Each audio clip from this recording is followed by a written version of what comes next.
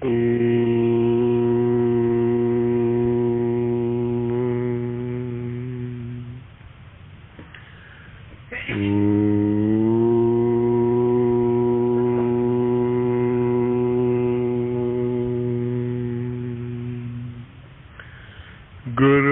ब्रह्मा गुरु विष्णु गुरुदेवो महेश्वरः गुरु साक्षात् परब्रह्मः तस्मै श्री गुरवे नमः। अखण्डमण्डलाकारं व्याप्तं येन चराचरं यत्पदं दर्शितं येन तस्मै श्री गुरवे नमः। आयातु वरदा देवी अक्षरे ब्रह्मवादिनी गायत्रीं छन्दसा माता ब्रह्मयो निर्नमोऽस्तु ते। ॐ भूर्भुवस्वः तत्सवितुर्वरेण्यं भर्गो देवस्य धीमहि धियो यो नः प्रचोदयात्। ॐ भूर्भुवस्वः तत्सवितुर्वरेण्यं भर्गो देवस्य धीमहि धियो यो नः प्रचोदयात्। ॐ भूर्भुवस्वः तत्सवितुर्वरेण्यं भर्गो देवस्य धीमहि धियो यो नः प्रचोदयात्।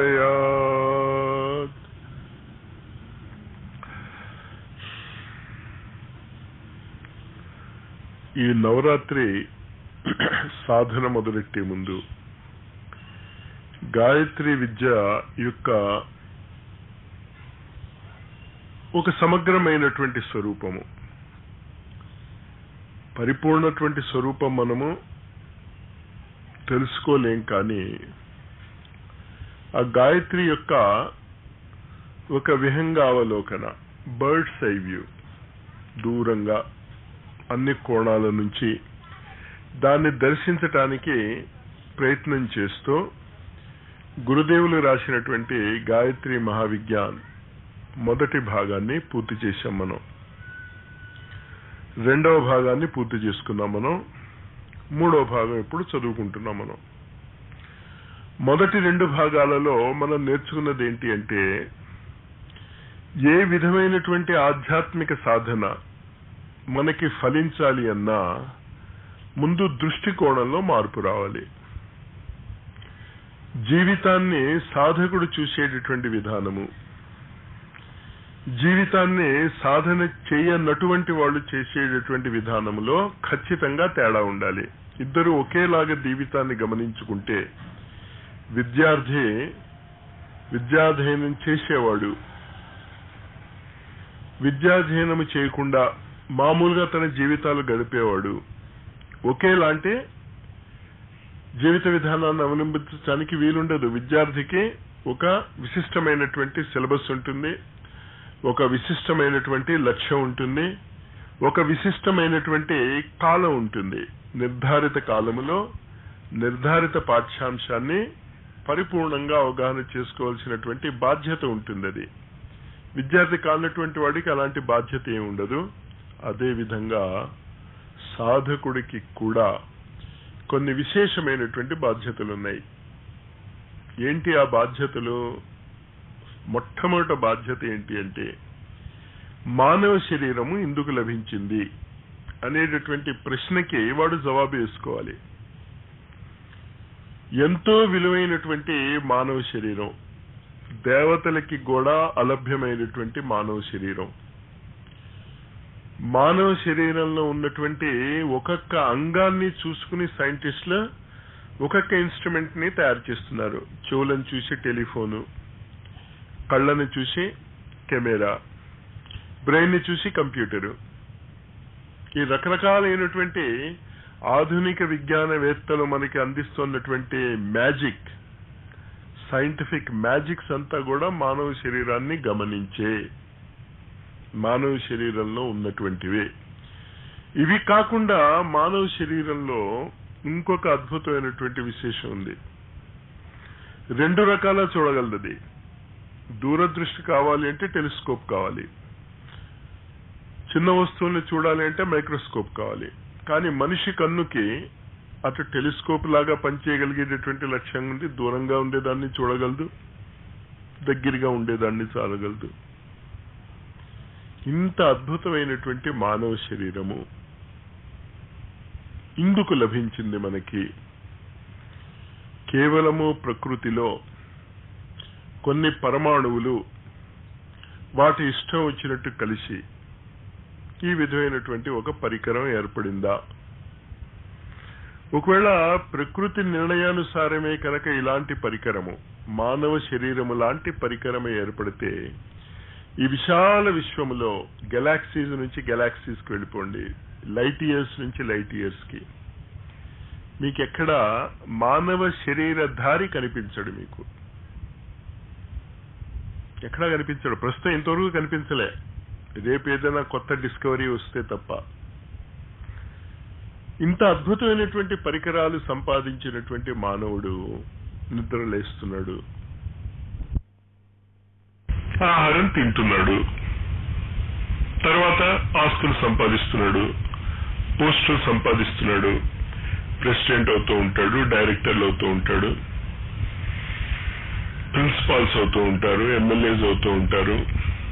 రకరకాలైనటువంటి పోస్టులు, రకరకాలైనటువంటి ధనాన్ని ఆర్జిస్తూ ఉంటాం. ఎప్పుడో అప్పుడు వీటన్నిటికీ గుడ్ బై చెప్పేస్తాడు. గుడ్ బై చెప్పకుండా ఉండేవాడు ఒకడు లేడు కదా. మరి ఆస్తులు, ఈ డబ్బు, ఇదంతా ఎవడి కోసం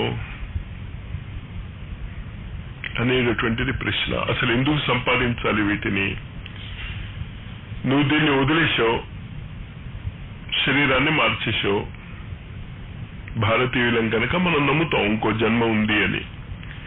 శరీరాన్ని మార్చేసావు, మళ్ళీ నువ్వే డ్రెస్ మార్చుకుని వస్తే, ఆ రోజు నువ్వు పైజామా కుర్తా వేసుకుని వచ్చావు, ఇవాళ సఫారీ వేసుకొచ్చావు కనుక బ్యాంకు వాడు నీకు డబ్బు ఇవ్వను అండు కదా.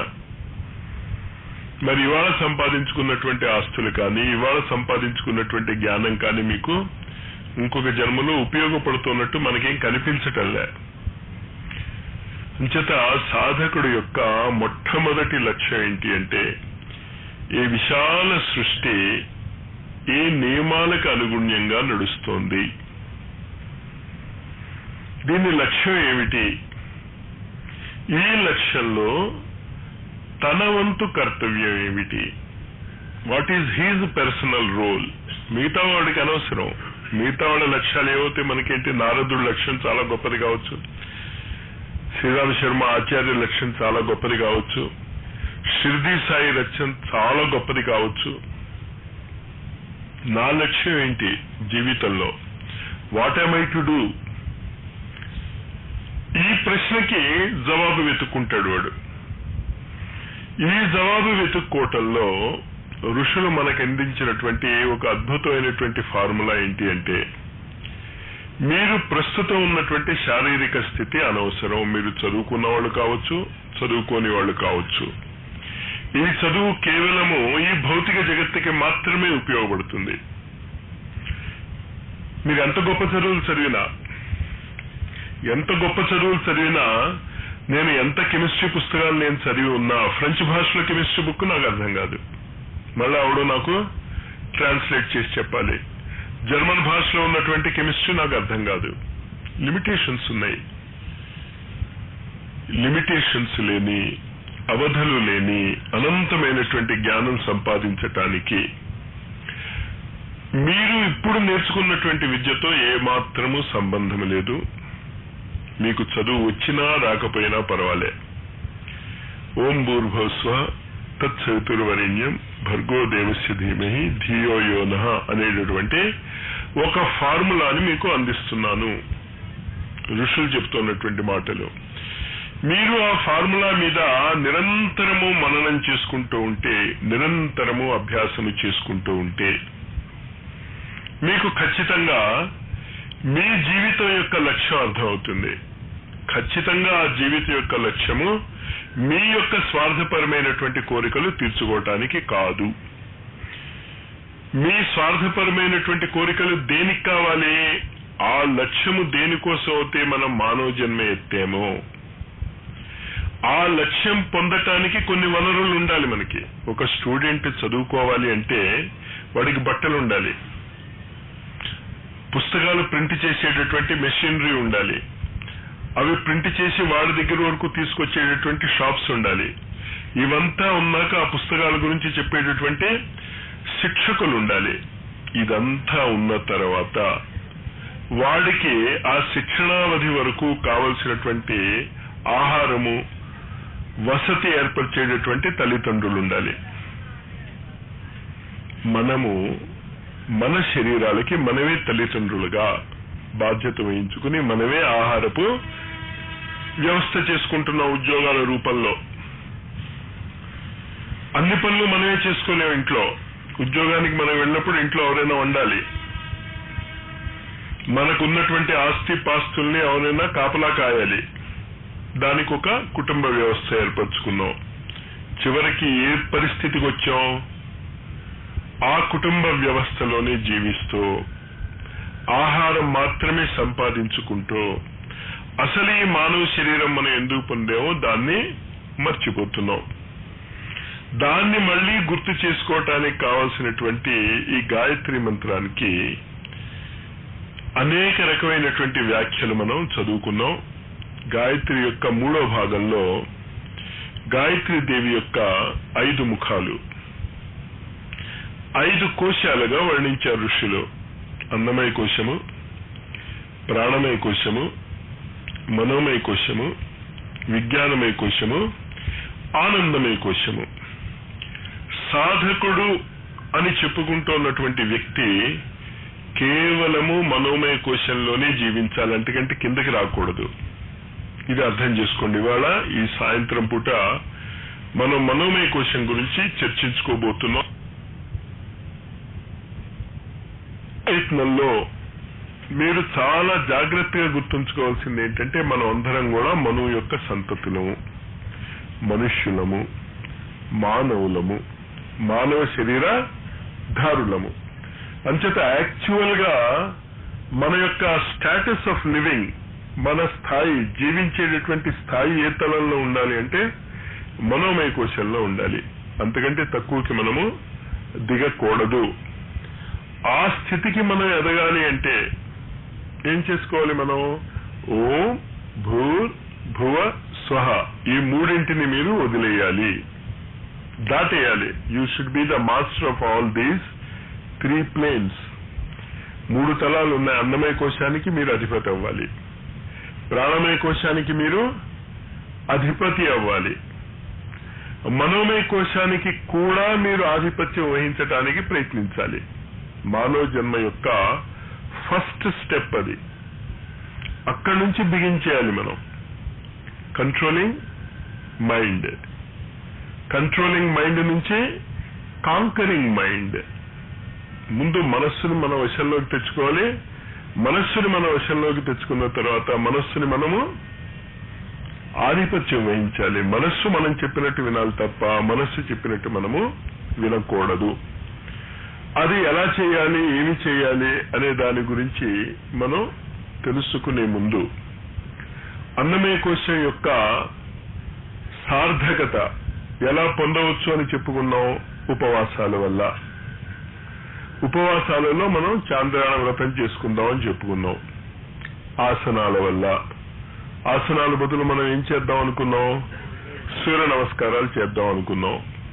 దాని తర్వాత తత్వశుద్ధి. తత్వశుద్ధి కోసం మనం ఏం చేద్దాం అనుకున్నాం? సాధ్యమైనంత వరకు నీటిని పృథ్వీకి దగ్గరగా జీవిద్దాం అనుకున్నాం. తపశ్చర్యలు 12 రకాలైనటువంటి తపశ్చర్యలలో మీకు నచ్చినటువంటి తపశ్చర్య ఎన్నుకోమని చెప్పినా గురువారం నాడు మాత్రమే మీరు మౌనంగా ఉండండి. మరి ఆ రోజు మీ హెడ్ ఆఫ్ డిపార్ట్మెంట్ ఎవడో వచ్చి పిలిస్తే ఏం చేస్తారు? Common sense. అప్పుడు మౌనంగా ఉండక్కర్లే, కామన్ సెన్స్ ఉపయోగించండి. బ్రావిట్స్ కి అంటూ ఉండేది ఎప్పుడు కూడా, the most uncommon thing is common sense. Common sense మనిషికి ఉండదు, మిగతా అన్నీ ఉంటాయి. అంచేత ఇది అన్నమయ కోశంలో మీరు ఉపయోగించుకోవాల్సినటువంటి విధానాలు. తపశ్చర్య మీరు ఎన్నుకోవాలి. గురువారం నాడు మౌనము, అస్వాద వ్రతము. దాని తర్వాత తత్వశుద్ధి, పృథ్వీ జలము ఎక్కువగా ఉపయోగించుకుంటాం. తర్వాత ఆసనాలు, ఆసనాలు బదులు సూర్య నమస్కారాలు ఎన్నుకున్నాం మనం. ఉపవాసము సంవత్సరానికి ఒకసారి చాంద్రాయణ వ్రతం, ఒక నెల పడుతుంది ఆ వ్రతం చేయడానికి. ఒకసారి సంవత్సరానికి ఎప్పుడో అనుకూలంగా ఉన్న రోజుల్లో చేసుకుంటాం. ఇది అన్నమయ కోశానికి మనం ఏర్పరచుకున్నటువంటి ఆంక్షలు. ప్రాణమయ కోశం. ప్రాణమయ కోశంలో ముందు కొన్ని పదాలు మీకు చాలా బాగా అలవాటు అవ్వాలి అని చెప్పాను. పంచ మహాప్రాణాలు అవుతే మనకు తెలుసు, కానీ ఉప ప్రాణాల గురించి మనకు తెలియదు. మొత్తం మనకు ఉన్నటువంటి 10 ప్రాణాలు. 10 ప్రాణాలలో ప్రాణ, అపాన, వ్యాన, ఉదాన, సమాన వాయువుల గురించి మనకి చాలా మందికి మాటలు తెలుసు. కానీ ఈ మహాప్రాణాలతో పాటు కలిసి ఉప ప్రాణాలు ఉంటాయి. హృదయంలో ప్రాణముతో పాటు నాగము, నాభి వద్ద సమానముతో పాటు కృకులము, మూలాధారం వద్ద అపానముతో పాటు కూర్మము, కంఠము వద్ద ఉదానముతో పాటు దేవదత్త. అనేక తాంత్రిక ప్రక్రియల్లో ఈ దేవదత్త అనేటటువంటి మాట మీకు కనిపిస్తుంది. పాండవ మధ్యముడైనటువంటి అర్జునుడి యొక్క శంఖము పేరు కూడా దేవదత్తమే. ఇది ఒక ఉప ప్రాణము మాత్రమే. దాని యొక్క మహాప్రాణం ఒకటి ఉంది, కంఠంలోనే పనిచేసేది, ఉదానము. అది మనని సూక్ష్మ జగత్తులోకి తీసుకెళ్తుంది. కంఠము ద్వారా మనం నిద్రపోయినప్పుడు మన ఇంద్రియ వ్యాపారాలన్నింటినీ కూడా అదే స్తంభింపజేస్తుంది. స్తంభింపజేసి సూక్ష్మ జగత్తులో ఇంద్రియ వ్యాపారాలు జరిగేటట్టు చూసుకుంటుంది. నిద్రపోతారు మీరు. ఇక్కడ నిద్రపోవటం అంటే ఏంటి? కళ్ళు చూడటం మానేస్తుంది, చెవులు వింటం మానేస్తాయి, నోరు మాట్లాడటం మానేస్తుంది. ఈ జాగ్రత్త అవస్థ నుంచి మీ ప్రాణశక్తిని అన్నింటినీ అది కంఠంలోకి లాగేసుకుంటుంది. ఈ కంఠం వద్ద నుంచి లింగ శరీరాన్ని వేరు చేస్తుంది. అది ఆ లింగ శరీరము ద్వారా ఈ దేవదత్త ఉప ప్రాణాన్ని ఉపయోగించుకుని మనం స్వప్నాలు చూడవచ్చు, స్వప్న లోకంలో ఉన్నటువంటి మహాత్ముల్ని దర్శించవచ్చు. ఇంకాస్త మీకు సాహసం ఉంటే సూక్ష్మ జగత్తులో జరిగేటటువంటి అనేక ఆధ్యాత్మిక తరగతులలో కూడా మీరు ప్రవేశము సంపాదించుకోవచ్చు. ఈ ప్రాణమయ కోశం మీద ఆధిపత్యం సంపాదించుకుంటే, కుంటే కాదు, అలా సంపాదించుకున్న వాళ్ళకే మానవ శరీరం వస్తుంది. అది అర్థం చేసుకోండి. మీరు మీ యొక్క మనం గొప్పతనం అర్థం చేసుకోవటంలే. అన్నమయ కోశం మీద ఆధిపత్యం రాకుండా, ప్రాణమయ కోశం మీద ఆధిపత్యం రాకుండా మనోమయ కోశము, మానవ శరీరము రావు. మరి మాకు గుర్తు లేదే, ఉపయోగించుకోవటం లేదు. మనం ఎంఎస్సీ చదువుతున్నప్పుడు చాలా సబ్జెక్ట్స్ చదువుతాం, కానీ ఇప్పుడు మేము టీచ్ చేసే సబ్జెక్ట్ తప్ప మిగతా సబ్జెక్ట్స్ గుర్తుండవు. అంటే చదివామన్నా చదవలేదన్నా, చదివి అందులో మార్కులు తెచ్చుకున్నాం, లేకపోతే డిగ్రీ రాదుగా. కానీ డిగ్రీ ఉన్నా, మార్కులు ఉన్నా సబ్జెక్టు రాదు. అలాగే ఈ అనంత కాల ప్రవాహంలో అన్నమయ కోశానికి అవస్థపడినటువంటి వృక్షాలుగా పుట్టిన జన్మలు మనకి గుర్తులేవు.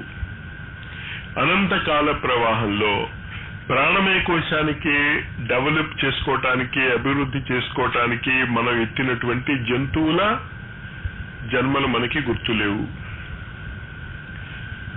ఇవి రెండు అంటే ఏంటి? అన్నమయ కోశము, ప్రాణమయ కోశము, ఇవి రెండు కూడా జంతువులకి మానవులకి ఒకేలాగా పనిచేస్తాయి. అందుకోసమే జంతువుల మీద ప్రయోగం చేసినటువంటి మందులే మనం వాడుతాం.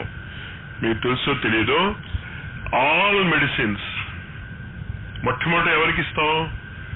జంతువులకి ఇస్తాం. జంతువుల మీద ప్రభావం చూపించి పాపం జంతువులు ఓకే చేస్తే జంతువునాం నరజన్మ దుర్లభం, ఈ జంతువు మీద వాడతాం మనం. ఇంచేత అన్నమయ కోశానికి సంబంధించింది కనుక మన కాస్త కామన్ సెన్స్ ఉపయోగించుకుంటే అన్నమయ కోశంలో జంతువుల యొక్క అన్నమయ కోశానికి మనకి తేడా లేదు అని ఇక్కడే అర్థమవుతోంది కదా. ఎక్కడ తేడా వస్తుంది? వెయిట్ లో తేడా వస్తుంది. మైస్ కి వాటికి అవి ఒక 1/2 kg బరువు ఉంటే 2 milligrams మందు వాడితే 100 kg బరువు ఉన్నటువంటి మనిషికి దాన్ని 10 times చేసి 20 milligrams వాడతాం. వెయిట్ లో తేడా ఉంది తప్ప అన్నమయ కోశములో జంతువులకి మనకి వృక్షాలకి కూడా తేడా లేదు. అర్థం చేసుకోండి దాన్ని. దాని తర్వాత ఎక్కడొచ్చాం మనం? ప్రాణమయ కోశానికి వచ్చాం. ప్రాణమయ కోశంలో ఇంద్రియాలు పనిచేయటం మొదలెడతాయి. ఇంద్రియాలు వాటికి కావలసినటువంటి లక్ష్యం వైపుకి ఆకలేస్తోంది.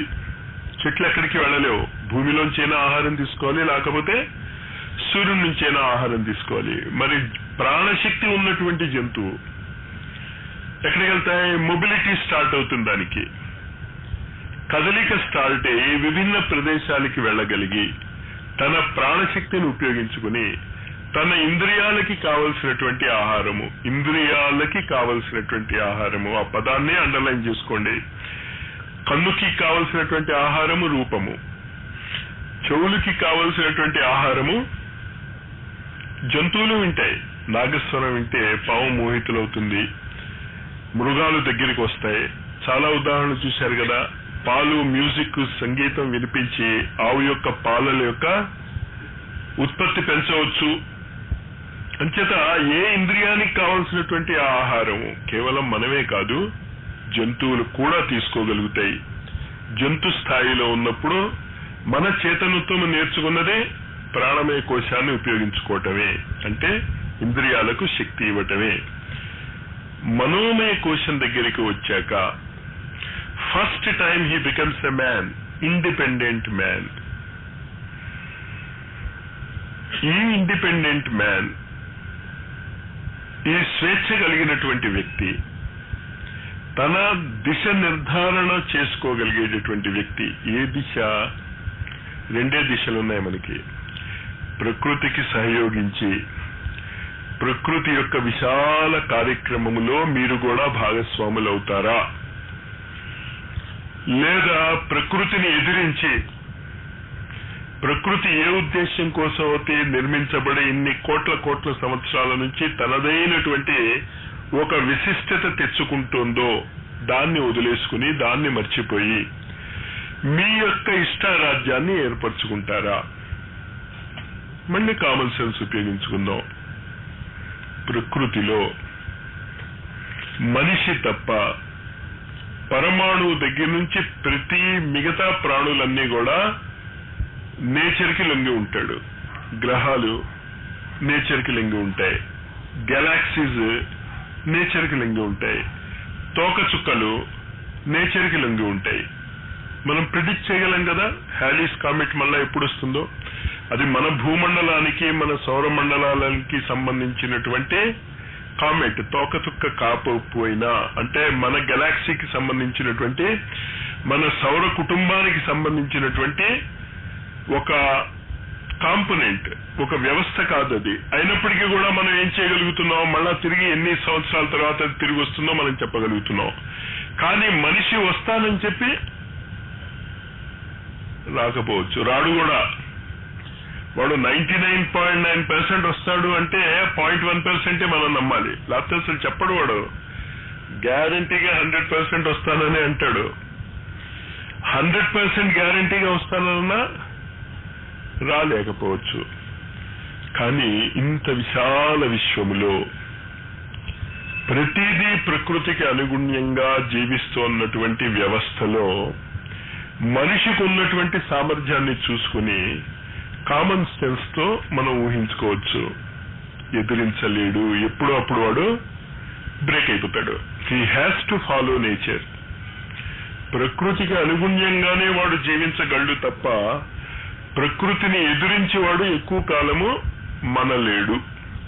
ఒకవేళ ఎదిరిస్తే ఏమవుతుంది? ఇంద్రియాలు ఏమవుతున్నాయి? ప్రకృతికి ఎదిరించి వాడు ఇష్టం వచ్చినట్టు తినేద్దాం అనుకుంటాడు. ముందు అసలు ఇంద్రియం ఒప్పుకోదు. ఆకలేసింది, నువ్వు తింటాం మొదలెట్టావు. ఎంతసేపు తినగలవు? కడుపు నిండేంత వరకు తినగలవు. మిగిలిపోయింది కదా అని తింటానికి ట్రై చేసాం అనుకో, చేస్తూనే ఉంటాం మనం. సాధారణంగా చాలా సార్లు మనం తినేటటువంటి తిండి ఎప్పుడు కూడా మిగిలిపోయింది కదా అని తింటాం. తింటే ఏమవుతుంది? కొంచెం తినగలుగుతాం. తర్వాత ఇంకా తింటే నేచర్కి ఎగెనిస్ట్ గా నువ్వు వెళ్ళలేవు. ఆహారంలో కూడా శబ్దాలలో 20 decibels 20,000 decibels ఈ మధ్యనే కరణము వినగలుగుతుంది. అంతకంటే తక్కువైనా వినలేదు, అంతకంటే ఎక్కువైనా వినలేదు. కలర్ ఉంది. ఎలక్ట్రోమాగ్నెటిక్ స్పెక్ట్రమ్ గురించి చూస్తే కాస్మిక్ రేజ్ నుంచి రేడియో వేవ్స్ వరకు విపరీతమైనటువంటి విశాలత్వం కలిగినటువంటి తరంగాలు ఉన్నాయి. కానీ మనం ఎంత చూడగలుగుతున్నాం? వైలెట్ నుంచి రెడ్, చిన్న బ్యాండ్. అంతకంటే ఎక్కువ చూడలేము, అంతకంటే తక్కువ చూడలేము. ఇలాంటి వ్యక్తి ప్రకృతిని ఏమని ఎదిరించగలడు? అనుకుంటాడు ఎదిరిస్తానని. నేను ఎంతవరకు ఎదిరించగలడు? ప్రకృతి ఊరుకున్నంత వరకు, ప్రకృతిని మనము క్షోభ పెట్టనంత వరకు. కానీ ఈనాడు మానవ జాతి విచిత్రమైనటువంటి సంకటంలో పడింది. పొల్యూషన్ ఎవ్రీవేర్, ప్రతి చోట పొల్యూషన్ ఉంది. ఇంకాస్త అది పెరిగితే ప్రకృతి వాయిస్తుంది. వాయించటం మొదలెట్టేసినప్పుడే ఢిల్లీలో, అక్కడ హరిద్వార్కి వెళ్ళటానికి ముందు ఢిల్లీలో షాపింగ్ వెళ్తారు మన వాళ్ళు. అందరూ కళ్ళు ఎర్రబడతాయి మాస్టారు, కళ్ళమట నీళ్ళు వస్తాయి మాస్టారు. ఏంటి మాస్టర్ ఇంచేత అంటే పొల్యూషన్. అంత పొల్యూషన్ ఇంకా ఇక్కడ రాలే. క్యాపిటల్ సిటీస్ లో ఎక్కువ పొల్యూషన్ వచ్చేసింది. ఇంకాస్త పొల్యూషన్ అయింది. అసలు కళ్ళమట నీరు కారకుండా కళ్ళు ఎర్రబడకుండా ఉంటే ఆశ్చర్యం. అలాంటి వాడు ఎవడైనా చెప్తే మనం చెప్పుకుంటాం, చూసావరా వాళ్ళ ఇంట్లో ఎవడో అబ్బాయి పుట్టేట, అమ్మాయి పుట్టేంట, దానికి కళ్ళమట ఇంకా నీరు కారటం లేట, ఇంకా కళ్ళు ఎర్రబడలేట. అంటే ఏం జరుగుతుందనమాట? ప్రకృతి వైపరీత్యము ఎప్పుడో అప్పుడు నిన్ను నీ శరీరాన్ని అడగదొక్కి తనకి కావలసినటువంటి దారిలోకి మార్చుకుంటుంది. అది తెలిసాక నువ్వేం చేయాలని? అది ముట్టికాయ ముట్టాక మారుతావా, ముట్టికాయ మొట్టక ముందు మారుతావా? అంతే నిర్ణయించుకోవటం హక్కు. మారటం అన్నది మస్ట్. ముట్టికాయలు తిని మారుతావా, తినకుండా మారుతావా? అదే ప్రశ్న. తినకుండా మారుదామని మన ప్రయత్నం. నిజమే, మారిపోతాం. మారిపోయి ఏం చేయాలి? మనకి తెలిసిందేంటి? ఉద్యోగ ప్రయత్నాలు చేస్తాం, కూతురికి పెళ్లి ప్రయత్నాలు చేస్తాం.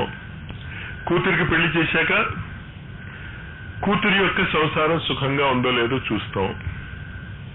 చూశారు, సుఖంగా ఉన్నారు. ఇప్పుడేం చేస్తారు?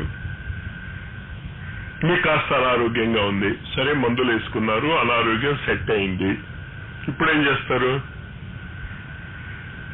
ఒక బిల్డింగ్ కట్టుకుందాం, సరే ఉండటానికి ఉంది. ఇప్పుడేం చేస్తారు? ఇంకో బిల్డింగ్ కడతాం. కట్టారు. What for? దేనికోసం? ఆ ప్రశ్నకి జవాబు లేదు. ఏం చెయ్యాలి మనం అనుకుంటే ఆ ప్రశ్నకి జవాబు లేదు మన దగ్గర స్పష్టంగా. ఎందుకు జవాబు లేదు అంటే, ఈ విశాలమైనటువంటి ప్రకృతి తనదైనటువంటి ఒక లక్ష్యం వైపు అనంత కాలంగా పయనిస్తుంది. ఈ పదాలు చూసుకోండి. అనంతమైనటువంటి ఈ ప్రకృతి అనంత కాలంలో తన లక్ష్యానికి వెళ్తూ ఉంటే ఈ మానవుడు ఎన్నేళ్ళు బతుకుతాడు? బతుకుతే 100 ఏళ్ళు. ఆ 100 ఏళ్లలో 1/3 నిద్రలో పోతుంది. ఇంకా మిగిలినంత 66 years. అందులో 20 years చిన్నపిల్లాడిగా ఎగర టైంలో పోతుంది, 46. దాని తర్వాత అంతేనా? మొత్తం మీద వాడికి వచ్చేటటువంటి వ్యవధి ఎంత అంటే 20 years. ఆ 20 years టైం వాడు ఇల్లు కట్టుకోవటంలో, బ్యాంక్ బ్యాలెన్స్ పెంచుకోవటంలో, నానా విధాలైనటువంటి కష్టాలు పట్టడంలో వాడు చేసుకుంటూ అసలు ఈ మానవ శరీరం వాడికి ఎందుకు వచ్చిందో తెలుసుకోలేకపోతే వేస్టే కదా.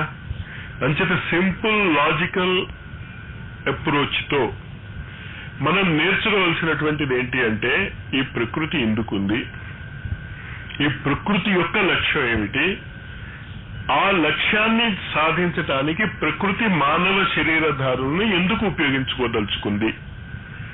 ఇవి 3 ఫండమెంటల్ క్వశ్చన్స్ ప్రతి మనిషి అర్థం చేసుకోవాలి. ఫస్ట్ పాయింట్, అసలు ఈ ప్రకృతి యొక్క లక్ష్యం ఏంటి, ఎక్కడ స్టార్ట్ అయింది, ఎక్కడికి వెళ్తోంది. మనకి 2000 AD అంతకంటే ఎక్కువ లెక్కలు రావు. కల్పాంతం గురించి మాట్లాడుతాం మనం పురాణాల్లో, వాటిలో కోట్ల సంవత్సరాల గురించి మనం మాట్లాడుతాం. అంటే ఏంటనమాట, కోట్ల సంవత్సరాల లక్ష్యము వేసుకోగలిగేటటువంటి సామర్థ్యం ఉంది మనకి. కానీ ఆ సామర్థ్యాన్ని మనం ఎప్పుడు ఉపయోగించుకోగలం, శరీరం యొక్క, అన్నమయ శరీరం యొక్క, ప్రాణమయ శరీరం యొక్క లక్ష్యాలను కాదు మనం చూసుకోవాల్సింది, మనోమయ శరీరాన్ని. ఇప్పుడు మనం దేంతో మాట్లాడుకుంటున్నాం, మీరు దేంతో వింటున్నారు, మనసుతో వింటున్నారు, నేను మనసుతో మాట్లాడుతున్నా. ఈ లక్ష్యాలు మనం స్పష్టంగా అర్థం చేసుకుని ప్రకృతి ఎక్కడికి వెళ్తోంది, ఆ పరిణామ క్రమంలో మానవ శరీరధారిని ప్రకృతి ఎందుకు సృష్టించింది, అదే ప్రశ్న. మీరు సృష్టించుకోలేదు, ఇది ప్రకృతి ఎలా చేసింది మిమ్మల్ని శరీరాలు పొందటానికి వీలుగా. మనమేం చేసుకుంటున్నాం, ఈ శరీరాలు మనుగడ సాధించటానికి వీలు లేనటువంటి పరిస్థితులు భూమి మీద తయారు చేసుకుంటున్నాం. మన ఫూలిష్నెస్ వల్ల, మన మానసిక దౌర్బల్యం వల్ల. సిగరెట్ తాగటం సడన్ గా మానేస్తే అందరూ, టొబాకో ఉత్పత్తి కనుక మానేస్తే ఎంత పొల్యూషన్ తగ్గుతుందో మీరు ఊహించుకోండి. కానీ చేయలేకుండా ఉన్నాం. ఇంచేత మనస్సు చెప్పినట్టు మనం వింటలే, ఇంద్రియాలు చెప్పినట్టు మనం వింటున్నాం, ప్రాణమే కోసం చెప్పినట్టు వింటున్నాం మనం. ఆ దౌర్భాగ్య స్థితి నుంచి మనం బయటపడాలి. ముందు సాధకుడు అనేటటువంటి వాడి యొక్క ఫస్ట్ పాయింట్ అది. ఆ పాయింట్ని అర్థం చేసుకుని ఏం చేయాలి మీరు, రెండోది, మొదటిది ఏం చెప్పాను, ప్రకృతి యొక్క విశాల లక్ష్యాన్ని అర్థం చేసుకోవాలి. రెండోది మీరేం చేసుకోవాలి, ఈ విశాలమైనటువంటి ప్రకృతిలో మానవ శరీరధారులు ఏర్పడటానికి గల కారణం ఏంటి, వై మ్యాన్. మానవ శరీరం కలిగినటువంటి కొన్ని ఆత్మలు ఎందుకు కనిపిస్తున్నాయి మనకి, పరిణామ క్రమంలో వృక్షాల నుంచి జంతువులు, జంతువుల నుంచి మనిషి, మనిషి నుంచి సూపర్ మ్యాన్ అని కదా మనం చెప్పుకుంటున్నాం తెలిసినంత వరకు. మరి వృక్షాలన్నీ జంతువులుగా మారితే, జంతువులన్నీ మనుష్యులుగా మారితే, అంతమంది మనుషులు మనకు కనిపించటంలే. మిడతల్ని మాత్రమే లెక్క వేసుకుంటే, దోవల్ని మాత్రమే లెక్క వేసుకున్నా కూడా అంతమంది దోవలు మనుషులుగా మారుతూ ఉంటే ప్రతిరోజు ఈ భూమండలం ఎంతమంది మనుషుల్ని భరించగలదు. అంచేత ఎక్కడో లిమిట్ పెట్టింది ప్రకృతి. కొంతమంది మానవ శరీరధారులు మాత్రమే తనకి అవసరం, తనకి అవసరమైనటువంటి మానవ శరీరధారుల్ని తను తయారు చేసుకుంది. ఎవరు తయారు చేసుకున్నారు, ప్రకృతి తయారు చేసుకుంది. ఎవరి నియమానుసారం, ప్రకృతిని సృష్టించినటువంటి ఈశ్వరుడు నియమానుసారం. ఇంతవరకు లాజికల్ గా మనకి డౌట్ ఏం లేదు కదా. అంచేత ఈశ్వరీయ శక్తితో ప్రకృతి తనదైనటువంటి విశిష్టమైనటువంటి నియమాలతో మానవ శరీరం ఏర్పరచుకున్న తర్వాత ఆ మానవుడు తనకు కావలసినట్టు జీవిస్తే ప్రకృతి ఒప్పుకుంటుందా, ప్రకృతికి అనుగుణ్యంగా జీవిస్తే ప్రకృతి ఒప్పుకుంటుందా? లాజికల్ గానే ఆన్సర్ వస్తుంది. ప్రకృతి ఎలా జీవించమంటుందో మిమ్మల్ని, మీరు అలా జీవిస్తేనే ప్రకృతి ఒప్పుకుంటుంది. లేకపోతే మిమ్మల్ని ముక్క ముక్కలుగా కోసేసి తను చెప్పుకున్నట్టు వినేటట్టు తయారు చేసుకుంటుంది తను. నేను రెండే కదా కారణాలు చెప్తున్నాను. కడుపు నొప్పి రాకముందే తినేయటం ఆపేస్తే మంచిది. కడుపు నొప్పి వచ్చినా తింటాను, తిను, కొంచెం కడుపు నొప్పి వచ్చి అవుతుంది, మళ్ళీ తిను, ఇంకాస్త కడుపు నొప్పి వస్తుంది, చివరికి ఏమవుతుంది, తినటానికి వీలు లేకుండా చేస్తుంది. అప్పుడేమవుతుంది, నువ్వు తినాలనుకున్నా తినలేవు. అంచేత రెండే, మొదటిసారి కడుపు నొప్పి వచ్చినప్పుడే నువ్వు జాగ్రత్త పడిపోయి లైన్లో పడిపో. లేదు, ప్రకృతికి విరుద్ధంగా ఇంద్రియానుసారము నువ్వు ఎలా జీవించదలుచుకున్నావో అలా జీవించుకో. అయినా ప్రకృతి నిన్ను వదిలిపెట్టదు, ప్రకృతికి అనుగుణ్యంగా నిన్ను మార్చేసుకుంటుంది. ఇంచేత మనం 2 ఫార్ములాలు ఉపయోగించుకున్నాం. Nature is always right. రెండోది ఏంటి, ప్రకృతి ఎటు వెళ్ళాలి, ఎటు వెళ్తోంది, అది మానవ శరీరం యొక్క లైఫ్ పీరియడ్ కంటే చాలా ఎక్కువ. మనిషి 100 ఏళ్ళు బతకగలడు మ్యాక్సిమం, అంతే కదా మానవ శరీరధారి. కానీ మరి ప్రకృతి అనంత కాలం నుంచి అనంత కాలం వరకు వెళ్తోంది. దాని లక్ష్యాన్ని అర్థం చేసుకోవటం ఎలా అంటే, ఋషులు ఏం చెప్పారు అంటే, నువ్వు కనుక ఋషిమయ జీవితము జీవించితే నీకు నీ యొక్క అన్ని జన్మల యొక్క మెమరీ వస్తుంది. మీరు ఏ సాధన చేయక్కర్లే, గాయత్రి మంత్ర జపం చేయక్కర్లే, మీరేమీ చేయక్కర్లే. ఏం చేయాలి, మీరు ప్రకృతికి అనుగుణ్యంగా జీవిస్తూ అయాచక అపరిగ్రహ వ్రతాలను మీరు పాటించి చూడండి. మీరు ఒక 10 ఏళ్ళు చదవటానికి మనం 20 ఏళ్ళు 25 ఏళ్ళు ఇచ్చిస్తున్నాం కదా, ఎల్కేజీ నుంచి PhD వరకు. అలాగే మీ జీవితాలలో పోతే పోయింది 10 ఏళ్ళు. నేను అయాచక అపరిగ్రహ వ్రతాన్ని పాటిస్తాను అంటే ఏంటి, ఎవరిని ఏమీ అడగను, ఎవరిది ఏది నేను తీసుకోను. సడన్ గా మీకు ఆశ్చర్యం ఏమిస్తుంది అంటే, అన్ని మీ దగ్గరికి రావటం మొదలెడతాయి. పేరుకి మీరేం చెప్తున్నారు, నేనేమీ అడగను, ఏమీ ముట్టుకోకండి, ఏమీ అడగకండి. సడన్ గా ప్రకృతికి మీ మీద ప్రేమ వచ్చేస్తుంది. తినను అన్న కుర్రాడి మీదకి తల్లికి ప్రేమ ఎక్కువ అవుతుంది. మీరు ఎప్పుడైనా చూశారో లేదో, ఇది కావాలి అది కావాలి అనేవాడి మీద తల్లి కోపం వస్తుంది కదా. ఎప్పుడు ఏదో ఒకటి అడుగుతూనే ఉంటావు, చేసి పెట్టలేసి వస్తున్నానని.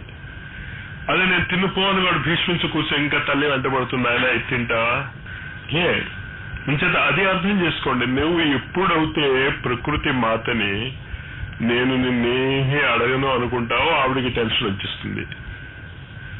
నువ్వు అడగవు అవుతే అన్ని ఇస్తానంటుంది. అన్ని ఇస్తానంటే నేను చేస్తానన్నావు అనుకో, మరి నువ్వు మోసం చేసినట్టే. ప్రకృతికి ఆ మాత్రం అర్థం అవుతుంది, నువ్వు మోసం చేస్తున్నావా, నిజంగానే అడగటం లేదా. అది మాత్రం జాగ్రత్త. మనుషులు అయితే మోసం చేయొచ్చు, కానీ ప్రకృతిని మనం ఎక్కడ మోసం చేస్తాం.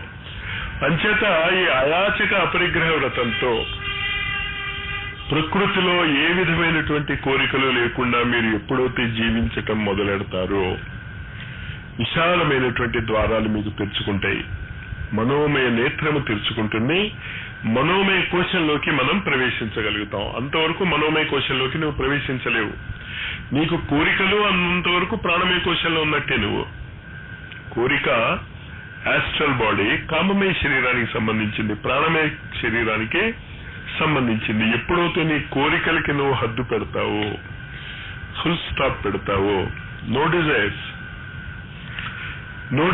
మరొకటి ఏం చేయాలి మాస్టారు, నువ్వు ఎక్కడున్నావు అక్కడ ఉండు. నీకు ఏ బాధ్యతలు ఉన్నాయో ఆ బాధ్యతలను నిర్వర్తించు. బాధ్యతల నుంచి పారిపోకు. Don't run away from your responsibilities. ఇంచేత ఆ బాధ్యతలు ప్రకృతి నీకు ఇచ్చిన బాధ్యతలవి.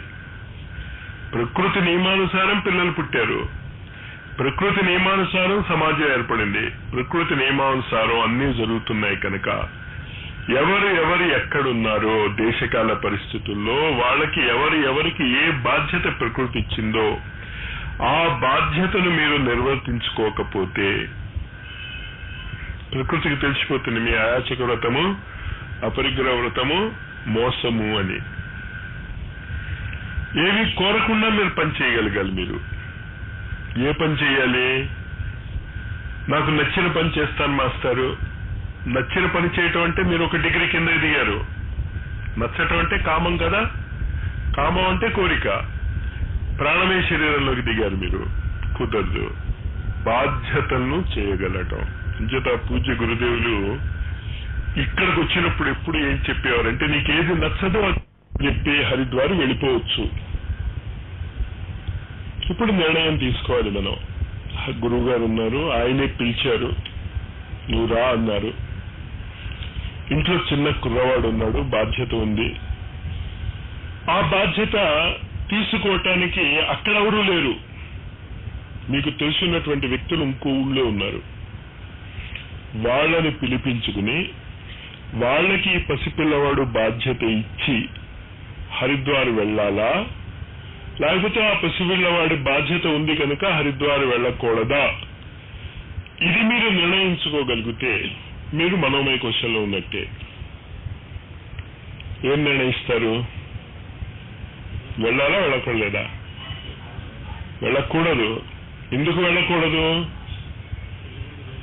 పిల్లవాడి బాధ్యత ఇంకోళ్ళ యొక్క బాధ్యత నుంచి బ్రేక్ ఇచ్చుకొని తెప్పిస్తున్నా. వాళ్ళ కళ్ళేరు, వాళ్ళు ఇంట్లోనే ఉన్నారనుకోండి,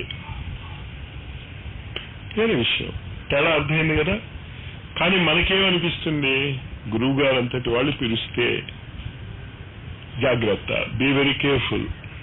అంచేత మీ కోరికలు తీర్చుకోకండి, బాధ్యతలు తీర్చుకోండి.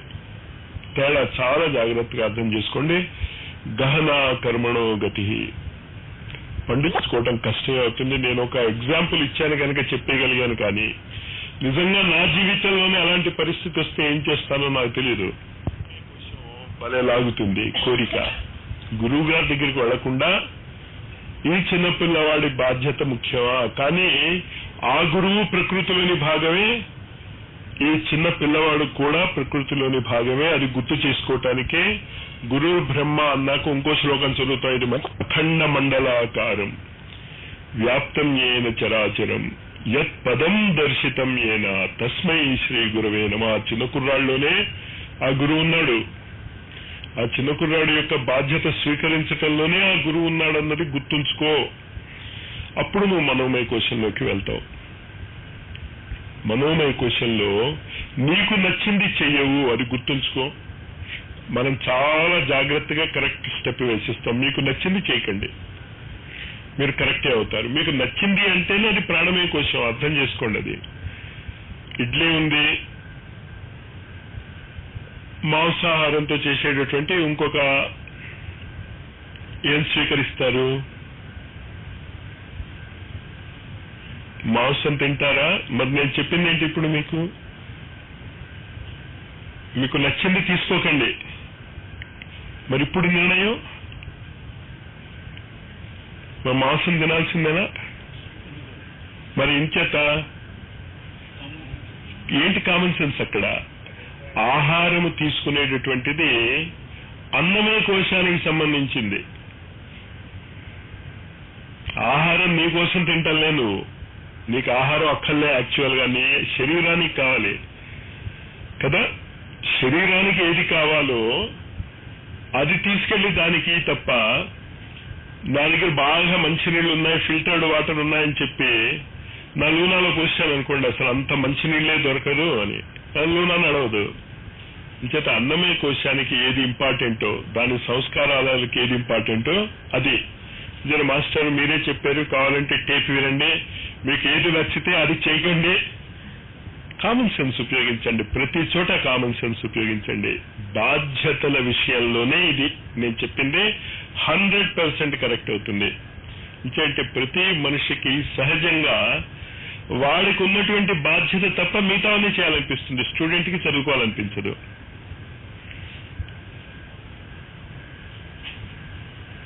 అంతే కదా. సాధకుడికి జపం చేయాలనిపించదు, మిగతావన్నీ చేయాలనిపిస్తుంది. అంచేత సాధనాత్మకమైనటువంటి విషయాలలో, బాధ్యత విషయాలలో మాత్రమే నేను చెప్పినటువంటిది 100% కరెక్ట్. మీకు నచ్చింది చేయకండి. ఏది సమాజము కుటుంబము నిర్దేశిస్తోందో దానిని పరమానందంతో చేయండి.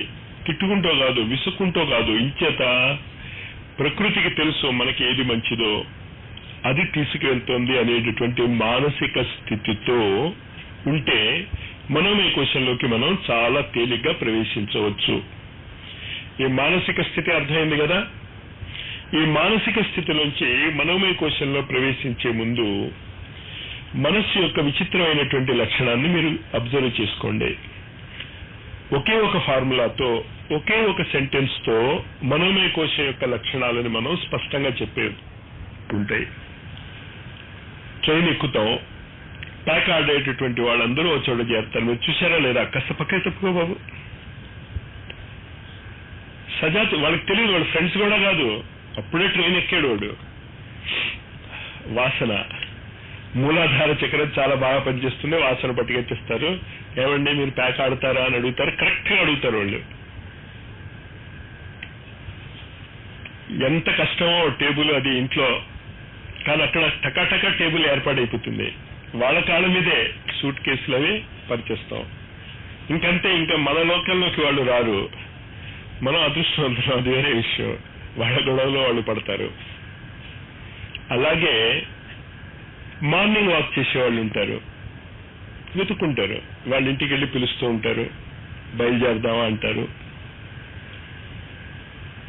మనస్సు యొక్క లక్షణం ఇది. అంచేత మనస్సుని ఒక ఉచ్చ ఆదర్శం వైపు తీసుకెళ్లి మీరు పెట్టేశారనుకోండి, ఏమవ్వాలి? సజాతీయమైనటువంటి పదార్థాలను ఆకర్షించుకుని మీ జీవితం మొత్తం కూడా ఆ విధంగా మారిపోవాలి. If not now, tomorrow. దేనివల్ల? ప్రకృతి యొక్క నియమం వల్ల. మనస్సు యొక్క నియమం అది, కానీ అది మనస్సు యొక్క నియమం. చాలా మంది నన్ను అడుగుతారు, మాస్టారు అయితే నేను కారు గురించి ఆలోచిస్తే కారు వచ్చేస్తుందా? ఖచ్చితంగా వస్తుంది. కానీ నువ్వు ప్రాణమయ కోశంలో కారు పెట్టి అడిగితే ఎట్టా అని. నీకు కారు కావాలి అనేటటువంటి కోరిక ఉంటే అదేమైంది? కామమయ శరీరంలోకి వచ్చింది. అది కారు అనేటటువంటి ఆలోచన, కోరిక లేనటువంటి ఆలోచన. కోరిక లేనప్పుడు కారు గురించి ఆలోచిస్తావా? రాదు. కానీ కోరిక లేకుండా నువ్వు కారు గురించి ఆలోచించు, కారు వస్తుంది. వస్తుంది, అది ప్రకృతి నియమం. నువ్వేమీ చేయలేవు దానికి. It has to come. కానీ మరి మేము ఆలోచించినవి రావటం లేదే మాస్టారు. చాలా మంది నన్ను అడుగుతారు. మా చెల్లెలే నన్ను అడిగింది, మరి నేను కారు గురించి ఆలోచిస్తే కారు వచ్చేస్తుందా? వస్తుందన్నా. 3 రోజులు ఆలోచించింది, రాలేదు. కారు ఉంది. ఏ కారు గురించి ఆలోచించో? కారు అంటే మారుతి కారా, అంబాసిడర్ కారా? నువ్వు ఆలోచించి, ఇప్పుడు రైల్వే స్టేషన్కి వెళ్ళావు, టికెట్ చచ్చాడు వాడు. ఎక్కడికి ఇస్తా టికెట్ వాడు? నువ్వు చెప్పాలి కదా వాడికి ఏ టికెట్ కావాలో, ఊరి పేరు చెప్పాలి కదా. చెప్తే ఇచ్చేస్తాడా వాడు? డబ్బులు ఇవ్వాలి వాడికి. మరి అంత చిన్న ఆలోచన, కామన్ సెన్స్, దీనికి ఎందుకు ఉపయోగించరు మీరు? ఏది ఆలోచిస్తే మీరు ఏ ఊరికి వెళ్ళాలనుకుంటే ఆ ఊరికి టికెట్ గ్యారంటీగా లభిస్తుంది. కాదని అవడనగలడు. కానీ కండిషన్ ఉంది, ముందు ఏ ఊరికి వెళ్ళాలో మీకు తెలియాలి. దానికి కావాల్సినటువంటి డబ్బులు ఉండాలి మీ జేబులో. డబ్బులు లేకపోతే డబ్బులు లేకుండా ఎక్కగలిగే ధైర్యమైనా ఉండాలి. ఇట్స్ ఓకే, ధైర్యమైనా ప్రాణశక్తి అయినా ఒకటే కదా. It doesn't matter. కానీ కామమయ శరీరము ఉపయోగం ఎప్పుడు? ఆలోచనలు స్పష్టంగా నిర్ధారించుకున్న తర్వాత. అందుకే చాలా మంది అందరూ సుఖంగా ఉండాలి మాస్టారు, అసంభవం అంటానది. ఇక్కడే కూర్చున్నాం, అందరూ సుఖంగా ఉండాలి అన్నాం. ఒకటి ఫ్యాన్ తక్కువ స్పీడ్లో ఉండాలి, ఒకటి ఫ్యాన్ ఎక్కువ స్పీడ్లో ఉండాలి. అప్పుడు అందరూ సుఖంగా ఉండాలి. ఎక్కువ స్పీడ్లో ఉన్నవాడు ఫ్యాన్ కింద కూర్చోవాలి, తక్కువ కావాల్సిన వాడు ఫ్యాన్కి దూరంగా కూర్చోవాలి. ఇంకొకటికి అసలు ఫ్యాన్ అక్కర్లేదు, అందరూ సుఖంగా ఉండాలి. ఏం చేయాలి? ఇప్పుడు ఫ్యాన్ ఉంచాలా, తీసేయాలా? చాలా మనోమయ కోశంలో మీరు ఏది ఆలోచిస్తే అది ఖచ్చితంగా జరుగుతుంది. మీకు ఏ విధమైనటువంటి సందేహము అక్కల లేదు. అది you need not doubt about it. కానీ కండిషన్ ఏంటి? అన్నమయ కోశానికి ప్రాణమయ కోశానికి సంబంధం ఉండకూడదు. అదే సాధన. మొత్తము మనము మనోమయ కోశంలో చేయవలసినటువంటి సాధన ఏంటి అంటే కలపటం కాదు, తీసేయటం, విత్డ్రాయల్. ఎలాంటి విత్డ్రాయల్? గురుదేవులకు ఎగ్జాంపుల్ ఇస్తూ ఉండేవారు. ఒక బండరాయి తీసుకొచ్చి అక్కడ పెట్టాడు, మనుషులు దాని మీద ఎక్కుతూ ఉంటారు. కుక్కలు వచ్చి పక్క నుంచి యూరినేట్ చేసేస్తూ ఉంటాయి, పక్క నుంచి వెళ్తున్న వాళ్ళు ఉమ్మేస్తూ ఉంటారు, రకరకాలైనటువంటి గందరగోళాలు చేస్తూ ఉంటారు. ఒక శిల్పి వచ్చాడు, ఆ మంచి పెద్ద బండరాయిలో వాడికి అందమైనటువంటి కృష్ణుడి విగ్రహం కనిపించింది. వాడికి ఇంకా కృష్ణుడి విగ్రహం బయటికి తీయాలి అంటే ఏం కలపాలి? వాడు దానికి కలపాలా తీసేయాలా? తీసేయాలి. తీసేస్తే ఏమవుతుంది? అందమైనటువంటి విగ్రహం బయటపడుతుంది. బయటపడ్డాక ఇంకా ఆవిడ దాని మీద ఉమ్మడు, గ్యారంటీ. అది ఏం చేస్తాడు? ఇంకా మాలలు వేస్తారు, ఆరతులు ఇస్తారు. అలాగే మన మయోమయ కోశంలో ఉన్నటువంటి అన్నమయ కోశం యొక్క సంస్కారాలు, ప్రాణమయ కోశం యొక్క సంస్కారాలు తీసేయాలి. కేవలం ఆలోచన మాత్రమే మిగలాలి. ఇది చాలా కష్టం. దానికి ఋషులు ఏం చేశారు? అర్ధరహితమైనటువంటి కొన్ని శబ్దాలను కలిపేస్తే అది ఏ ఆలోచనలకి దారి తీయదు కదా. పెన్ను ఓ రూపం వస్తుంది మీకు, అప్పుడు మీకు నచ్చిన పెన్ను గుర్తొస్తుంది. ఆవు, ఆవు అంటే మీకు చిన్నప్పుడు ఎప్పుడో పొడి చేసింది అనుకోండి, అది కోపం దాని మీద. లేదు, చిన్నప్పుడు మీ ఇంట్లో ఆవులు ఉండేవి, ఒక ఆవు అంటే చాలా ఇష్టం. ఆవు అనే శబ్దంలో మీకు ఆవు తప్ప మిగతా ఆవులు గుర్తురావు. అంచేత ఋషులు ఏం చేశారు? నీకు కావలసినటువంటి ఆదర్శవంతమైనటువంటి గుణాలను సమకూర్చుకో, ఆలోచనలు పెట్టుకోకు, క్యారెక్టరిస్టిక్స్. ఆ క్యారెక్టరిస్టిక్స్ కి ఒక మానవ ఆకృతి. ఇప్పుడు గాయత్రి మాత, గాయత్రి మాత గురించి నువ్వు ఎలా ఆలోచించగలవు? నీకేది ఆలోచన రాదు కదా. దానికి ఒక మానవ ఆకృతి, స్త్రీ రూపం ఇచ్చుకోవచ్చు, పురుష రూపం ఇచ్చుకోవచ్చు. గాయత్రికి మనం స్త్రీ రూపం ఇచ్చుకున్నాం. స్త్రీ రూపం ఇచ్చాక ఏం చేసాం? ఆమె చేతిలో కమండలం పెట్టాం. కమండలం చూడగానే మనకేం గుర్తు రావాలనుకున్నాం? సత్కర్మలు. ఆమె చేతిలో ఒక పుస్తకం పెట్టాం, చూడగానే ఏం గుర్తు రావాలి? సదాలోచనలు, లేకపోతే మంచి పుస్తకాలు. ఆమెను హంస మీద తీసుకెళ్లి కూర్చోబెట్టాం, ఏం గుర్తు రావాలి మనకి? విచక్షణ జ్ఞానం, వివేకము. పాలు నీరు కలిసిపోతే నీళ్లను వదిలేసి పాలను స్వీకరించగలిగేటటువంటి గుణం. పద్మము, నిర్లిప్తత, నేచర్ ఈజ్ ఆల్వేజ్ రైట్. ప్రకృతి మన ఎలా తీసుకెళ్తే అలా వెళ్తాను నేను. నీళ్లలో ఉండి కూడా పద్మ దళాల మీద ఏ విధంగా అయితే నీరు అంటుకోదో నేను ఆ విధంగా జీవిస్తాను అనేటటువంటి రూపకల్పన ఒకటి చేసి మీ మనోనేత్రాల ముందు పెట్టుకుని దాన్నే చూస్తూ కూర్చున్నారు అనుకోండి, ఏమవ్వాలి? ఆ ఆలోచనలన్నీ మీలో దిగాలిగా. అప్పుడు మీరు ఏమవ్వాలి? ఆ స్వరూపమే అయిపోతారు. టైం పడుతుంది. ఎందుకు టైం పడుతుంది? ఆలోచన అవుతే ఆలోచించారు, ఇక్కడి నుంచి నేను మెడ్రాస్ వెళ్ళాలని. ఆ ఆలోచన నిజంగా జరగాలి అంటే మళ్ళా 2 శరీరాలు పనిచేయాలి. ముందు ఆ ఆలోచన కోరికగా మారాలి, ప్రాణమయ శరీరంలోకి రావాలి. కోరికగా మారిన తర్వాత ఈ శరీరం కదలాలి. ఇక్కడి నుంచి కదిలి ఎక్కడికి వెళ్ళాలి? ఆ స్టేషన్ కు ఎక్కడికి వెళ్ళి ఆ రైల్వే దాంట్లో పడిస్తే రైల్వే కంపార్ట్మెంట్ లో ఒక మనిషి ఎక్కాడు, పైకెక్కి పడుకున్నాడు. మెడ్రాస్ వచ్చిందా అని అడిగాడు. కింద ఉన్నవాడు జవాబు చెప్పాడంటే మెడ్రాస్ వచ్చిందా అంటే గుంటూరు వచ్చిందన్నాడు. భలే అభివృద్ధి చెందిపోయింది రైల్వేస్. పై కంపార్ట్మెంట్ మెడ్రాస్ వెళ్తూ ఉంటే కింద కంపార్ట్మెంటే. ఆలోచించడానికి రకరకాలుగా ఆలోచించవచ్చు. ఆలోచనలకు అంతులేదు కదా. ఇలాంటి ఆలోచనలు పనికిరావు. వాడికి తెలియాలి వాడు తప్పు ట్రైన్ ఎక్కేశాడు, అది అంతే. వాడే కరెక్ట్, లేకపోతే కింద వాడు అలా అనుకోవచ్చు. ఆలోచనలని చాలా జాగ్రత్తగా ఆలోచన చేసుకుంటూ కరెక్ట్ ట్రైన్ ఎక్కాలి. ఎక్కాక ఇంకా నువ్వు నిద్రపోవచ్చు. It will lead you to the required destination. అలాగే ఆ గాయత్రి యొక్క స్వరూపాన్ని మీరు ధ్యానం చేశారు. ధ్యానం చేసిన తర్వాత మీరు మంచి పుస్తకాలు చదవకపోతే, చదివినటువంటి వాటిని ఆచరణలో పెట్టకపోతే, అంటే ప్రాణమయ కోశంలోకి అది రాలే, ఇంక కిందకి ఎలా దిగుతుంది? ఇంచేత ఏదైతే మనం మనోభూమిలో మానసిక స్థితిలో ఆలోచిస్తున్నామో దానికి తగినటువంటి కోరికలు మనం సమకూర్చుకోవాలి. ఖచ్చితంగా ఆ కోరికలు ఎలాంటివై ఉంటాయి? మనకి నచ్చనివై ఉంటాయి. ఆ నచ్చనటువంటి కోరికల్ని ఆచరణలో పెట్టడమే తపశ్చర్య. ప్రాణమయ కోశానికి అన్నమయ కోశానికి మనం చదువుకున్నాం కదా, తపశ్చర్య ఆసనాలు వేస్తామని. అంచేత మీ మనస్సు ఏ విధమైనటువంటి లక్ష్యాన్ని పొందదలుచుకుందో దాని యొక్క ఆలోచనలకి ఒక రూపమైనా ఇవ్వండి. రూపం ఇవ్వాలని లేదు మాస్టారు మాకు, అక్షరాల కూర్పు ఇవ్వండి, మంత్రాల కూర్పు ఇవ్వండి. ఆ మంత్రానికి ఎంతో అర్థాలు వస్తాయి మనకి. ఆ అర్థాల అనుసారము మన జీవితాన్ని మనం మార్చుకుంటాం. అంచేత మనోమయ కోశంలో 2 సాధనలు, ఒకటి ధ్యానము, ఒకటి జపము. ధ్యానమైనా మీరు ఉపయోగించుకోండి. ఆధునిక కాలంలో ధ్యానం చేయటానికి మీకు ఇంకొక ఈజీ మెథడ్ ఉంది. నిజంగా అద్భుతాలను సృష్టించగలిగేటటువంటి గురుస్థాయి వ్యక్తులు జీవించి మన మధ్యనే తిరుగుతున్నారు. గణపతి సత్యనారాయణ స్వామి, సత్యసాయి బాబా జీవించి మన మధ్య తిరుగుతున్నాయి.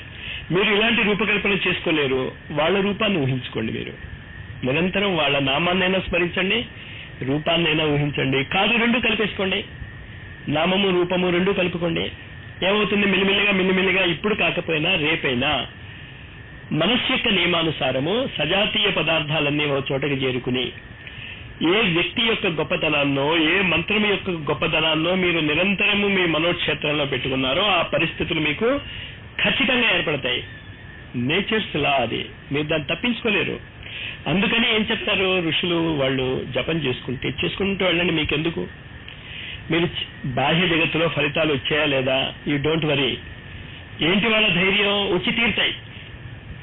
అవి రాకుండా మీరు తప్పించుకోలేరు. ముఖ్యంగా ఒక సత్పురుషుని యొక్క దర్శనము. ఇంతమంది గురువుల గురించి మనం చెప్తున్నాం కదా, ఇంతమంది గురువుల యొక్క ఫోటోని మీరు చూస్తున్నారు కదా. సుమారు 2500 సంవత్సరాల కిందట బుద్ధుడు పాట్నాలో, అప్పుడు పాట్లీపుత్రం అనేవారు దాన్ని, స్పీచ్ ఇస్తున్నాడు. బుద్ధుడి యొక్క సామర్థ్యం ఏంటంటే అప్పుడు మైక్ సెట్స్ అవి లేవు. కానీ ఎంతమంది ఉంటే వాళ్ళందరికీ బుద్ధుడు తన పక్కన కూర్చొని చెప్తున్నాడా అనేటట్టు వినిపించేది. ఆ బుద్ధుడి యొక్క సిద్ధి అలాంటిది. 2 మైళ్ళ దూరంలో 12 ఏళ్ల ఒక పశువుల కాపరి, 2 మైళ్ళ దూరం నుంచి అతని చెవిలో 2-3 మాటలు పడ్డాయి. ఇతనికి చదువు రాదు. బుద్ధుడు పాలీ భాషలో ఏదో ప్రవచనం ఇచ్చేస్తున్నాడు. అతను బుద్ధుడని కూడా తెలియదు ఇతనికి. పశువుల కాపరి పశువుల్ని తోలుకుంటున్నాడు. తోడుకుంటూ ఉంటే దూరం నుంచి 1 నిమిషం 2 నిమిషాలు అలా చూశాడు. పక్కకు వచ్చేసాడు, మర్చిపోయాడు అసలు అతను ఆ సంఘటన చూశానని కూడా. 1875లో అదే వ్యక్తి ఒక మహామానవుడిగా రూపొందాడు, జిడ్డు కృష్ణమూర్తి. ఇప్పుడు లేడు, మొన్ననే ఒక 2-3 ఏళ్ళు అయింది ఆయన శరీరం వదిలేసి. సత్పురుషుల యొక్క రూపదర్శనం ఒక్కసారి మీకు అలాంటి ఫలితాన్ని ఇస్తే, ఆ సత్పురుషుల్ని మీరు రోజుకో 10 సార్లు 15 సార్లు దర్శనం చేసుకోగలిగితే, దండం పెట్టుకోగలిగితే, వాళ్ళ ఫోటోలు అనుకోకండి, అది వాళ్ళ యొక్క రూపాలవి ఖచ్చితంగా మీ జీవితాన్ని మారుస్తాయి. కానీ జిడ్డు కృష్ణమూర్తికి పశువుల కాపరి స్థలం నుంచి జిడ్డు కృష్ణమూర్తిగా మారటానికి 2500 సంవత్సరాలు పట్టింది. కానీ పశువుల కాపరి, అతను బుద్ధుడని తెలియదు, ఈ విజ్ఞానం అంతా తెలియదు. మరి విజ్ఞానం అంతా తెలిసిందంటే మనకి ఎంత టైం పడుతుంది? ఖచ్చితంగా కనుక తెలిసిన విజ్ఞానాన్ని, ప్రాణమయ అన్నమయ కోశాల యొక్క అడ్డంకుల్ని బలవంతంగా తొలగిస్తూ చేసుకుంటే 4 సంవత్సరాల 8 నెలల 9 రోజులలో పరిపూర్ణమైనటువంటి బ్రహ్మర్షి స్థాయికి వెళ్ళిపోవచ్చు. గ్యారంటీ అది. ఏంటి అడ్డు రాకూడదు? మీ అన్నమయ కోశము, మీ ప్రాణమయ కోశము అడ్డు రాకూడదు. అడ్డు రాకూడదంటే వాటికి కావాల్సిన పనులు చేసుకోవచ్చు, ఆహారం ఇవ్వచ్చు వాటికి, కానీ వాటికి బానిస అవ్వకూడదు మనం. మరి అంత విజ్ఞానం, అంత ఇది కేవలము ధ్యానము జపం వల్ల మనం తెలుసుకోవచ్చు అని మనకి తెలిసాక కూడా మన శరీరాలు దానికి లొంగటం లేదు అంటే ఏది అడ్డు తగులుతోంది? అన్నమయ కోశం అడ్డు తగులుతోంది. మనస్సు అడ్డు తగలటంలే, మనస్సుకి ఇష్టమే. శరీరానికి ఇష్టంలే, మనస్సుకి ఇష్టమే కూర్చొని చేయటం. శరీరమే అంటుంది ఇంకా టైం అయినదే, 7:45 అయింది, ఇంకా 15 నిమిషాల తర్వాత ఖచ్చితంగా ఆపేస్తాడు మాస్టారు. ఇప్పుడే ఆపేయచ్చు, ఎక్కువసేపు నేను తీసుకోను. ధ్యానం అంటే అర్థమైంది కదా. ఏ ఆదర్శాన్ని, ఏ లక్ష్యాన్ని, మళ్ళా మీరు గజిబిజి కాకండి. మీకు ఇష్టం వచ్చినటువంటి ఆదర్శాలు దయచేసి పెట్టుకోకండి.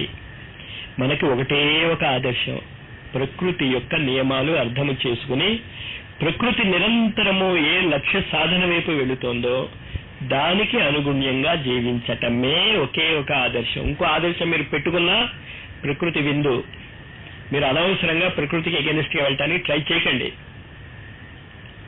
ఋషిమయ జీవితం అంటే అంతే అర్థం. ఇది ఒక్కటి సాధించటానికి మీరు ఎక్కడున్నారో అక్కడ ఉండండి, పరిగెట్టుకుని ఇక్కడికి రాకండి.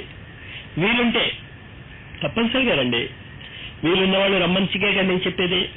కానీ వీలుందా లేదా, మీ ప్రాణమయ కోశం ఎక్కడికి రమ్మంటోందా, మీ మనోమయ కోశం ఎక్కడికి రమ్మంటోందా నాకు తెలియదు. నన్ను నిర్ణయించమని మాత్రం అడగండి. కానీ రావాలనేటువంటి విపరీతమైన తపన ఉంది మాస్టారు అన్నారంటే అది మనోమయ కోశం కాదు, ఖచ్చితంగా అది ప్రాణమయ కోశమే. మనోమయ కోశానికి కోరికలు ఉండవు, ఒక ఆలోచన వస్తుందంతే. ఏవి కోరికలు ఉండకూడదు. ఏ విధమైనటువంటి కోరికలు ఉన్నా కూడా మనం ఇంకా ప్రకృతిని కాంకర్ చేసేటటువంటి స్థాయిలో లేము. ఆ కాంకర్ చేయటానికి మరి ఏం చేయాలి? ధ్యానం చేసుకోండి, మంత్రజపం చేసుకోండి. ఈ ధ్యానము మంత్రజపము కాకుండా ఇంకొక 2 ఇవి ఉన్నాయి.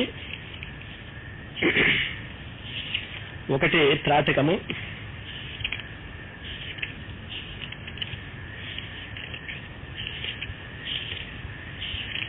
రెండోది తన్మాత్ర సాధన. ఆ 2 సూక్ష్మంగా చెప్పి వదిలేస్తాను, దాని తర్వాత మీరు డెవలప్ చేసుకోండి. త్రాటకము అంటే ఏదో ఒక బిందువు పైన మీరు ధ్యానం పెట్టుకుని ఆ బిందువునే చూస్తూ ఉంటే మొదటి కొన్నాళ్ళు ఏమవుతుందంటే ఆ బిందువు కదులుతుంది, రకరకాలైనటువంటి ఆకృతి వస్తుంది. 2 నెలల 3 నెలల తర్వాత ఆ బిందువు స్థిరపడిపోతుంది. కానీ దీన్ని నేను అడ్వైస్ చేయను, మంచిది కూడా కాదు. ధ్యానం చేసుకోమని చెప్పానే అదే అంతర్త్రాటకం. మీరు ఏ స్వరూపం అయితే మీకు ఇష్టమో దాన్ని మీరు కళ్ళు మూసుకుని చూసుకుంటే అది త్రాటకమే కదా. అంచేత అంతర్త్రాటకం వైపు వెళ్ళండి, బాహ్య త్రాటకం మనకు వద్దు. ఇంకోటి తన్మాత్ర సాధన. ఈ సాధన ఆహారం తీసుకునేటప్పుడల్లా మీరు చేసుకోవచ్చు. ఆహారం మీరు తింటున్నారు, ఖచ్చితంగా ఏదో ఒక ఫుడ్ ఐటమ్ మీకు మిగతా వాటికంటే ఎక్కువ నచ్చుతుంది. సాధారణంగా ఏంటవుతుందంటే మజ్జిగ అన్నం ఎక్కువ రుచిగా ఉంటుంది, నా అనుభవం. మరి మీ అనుభవం ఏంటో నాకు తెలియదు. ఏం చేయాలి అప్పుడు? ఏ ఆహారం అయితే మీకు చాలా బాగా రుచిగా ఉన్నదో ఆ ఆహారం యొక్క రుచిని మీరు జ్ఞప్తికి ఉంచుకోండి. భోజనం అయిపోయిన తర్వాత ప్రతి గంటకి ఆ ఆహారం యొక్క రుచిని మీరు స్మరించుకోండి. అర్థమైంది కదా? ఇది ఏమైంది? రుచి తన్మాత్ర సాధన. అదేవిధంగా రూపం. గాయత్రి మాత యొక్క స్వరూపం చూశారు, కళ్ళు మూసుకున్నారు, ఆ స్వరూపాన్ని మీ కళ్ళ ముందు తెచ్చుకోండి. రూప తన్మాత్ర సాధన. ఫ్యాన్ చప్పుడు అవుతుంది రాత్రి, ఎవరింటికి వెళ్ళాం వాళ్ళ ఇంట్లో ఫ్యాన్ చప్పుడు అవుతుంది. మన ఇంట్లో ఫ్యాన్ లాగా చప్పుడు అవటం లేదు. మన ఇంట్లో ఫ్యాన్ చప్పుడు అవుతుంది, కానీ మనం దాన్ని పట్టించుకోం. ఇంకోళ్ళ ఇంటికి వెళ్ళాం కదా, వాళ్ళ ఫ్యాన్ చప్పుడు మన ఫ్యాన్ చప్పుడులా లేదు. ఏం చేస్తాం అప్పుడు? ఈ తన్మాత్ర సాధన చేసుకోండి, ఆ ఫ్యాన్ చప్పుడే వింటూ ఉండండి మీరు.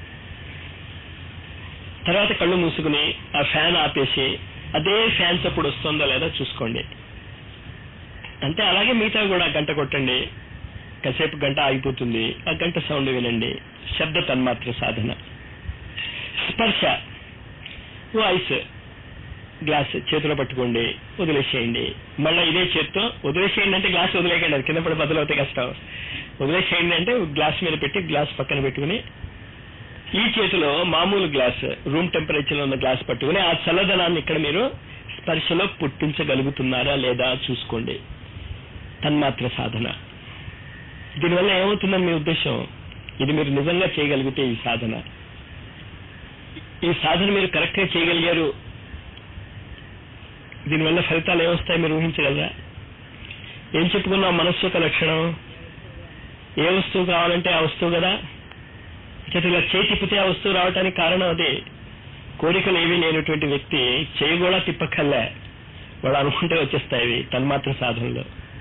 కానీ నువ్వు నిజంగా కోరిక లేనటువంటి స్థితికి ఎదగగలగాలి. మొత్తం సాధన రహస్యం అదే. మనోమయ కోశ యొక్క సాధనలో కోరిక రహినటువంటి అన్నమయ కోశానికి అతీతంగా ఉండేటటువంటి ధ్యానము, జపము, తన్మాత్ర సాధనలు తత్కాలమే ఫలిస్తాయి అనేది గుర్తుంచుకుంటూ ఇవాళకి ఇక్కడ ఆపుదాం. కానీ ఈ మనోమయ కోశ సాధనే చాలా ఇంపార్టెంట్. మొత్తం సాధకుడికి, మొత్తం మానవ జాతికి మనోమయ కోశమే ఇంపార్టెంట్ అన్నది మాత్రం మీరు మర్చిపోకండి. స్వస్తి.